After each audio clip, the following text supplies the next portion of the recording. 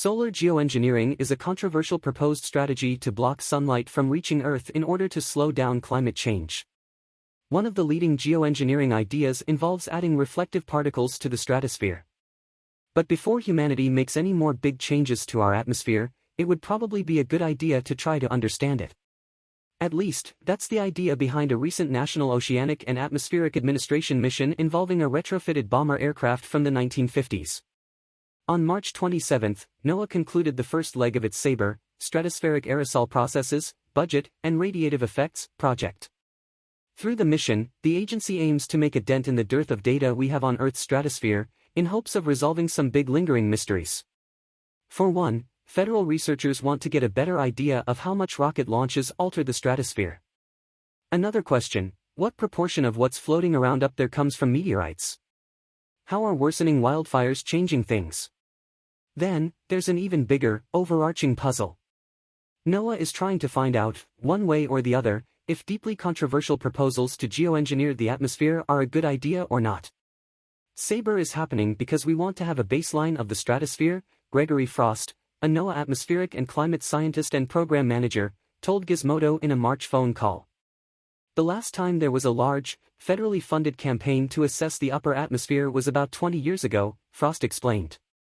In the interim, there've been lower-resolution satellite observations, but they're not very specific, he added.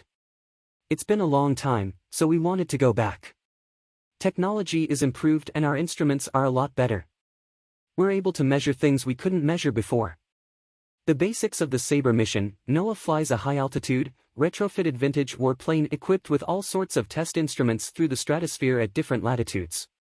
The equipment on board collects intel on the chemical makeup of that critical yet understudied layer of atmosphere, measuring concentrations and behavior of different aerosols, water vapor, particulates, and other compounds circulating there. Ideally, funding pending, the scientists are hoping to conduct 3 sets of flights to capture a wide range of data from all over the world.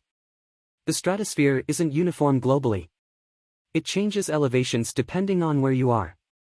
The age of air varies based on latitude. The closer to the poles, the older the circulating stratospheric particles are. But even with just one leg done, more information is imminent. In the first, recently ended segment of the project, the SABRE crew was based out of an Alaskan U.S. Air Force base, and flights focused on the polar atmosphere. Between February 28 and March 27, NOAA completed numerous multi-hour forays into the stratosphere. The flights took place at such high elevation and low atmospheric pressure that the pilot and single other backseater on board had to wear astronaut-style pressure suits. Minor complications aside, it all went well. There were some equipment challenges and other kinks to work out, said Troy Thornberry, an atmospheric chemist at NOAA and one of the co-science leads on SABRE, in a call with Gizmodo. In fact, there was some uncertainty surrounding whether or not the Alaska flights would be able to move forward as planned at all, because of heightened sensitivity due to geopolitical events back in February, said Thornberry. He didn't specify what those events were, but the timing certainly lines up with the Chinese spy balloon saga.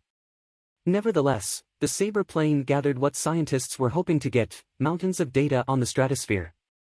It took Thornberry more than 2 minutes just to list all of the different chemical species and types of information that the decked-out aircraft collected information on.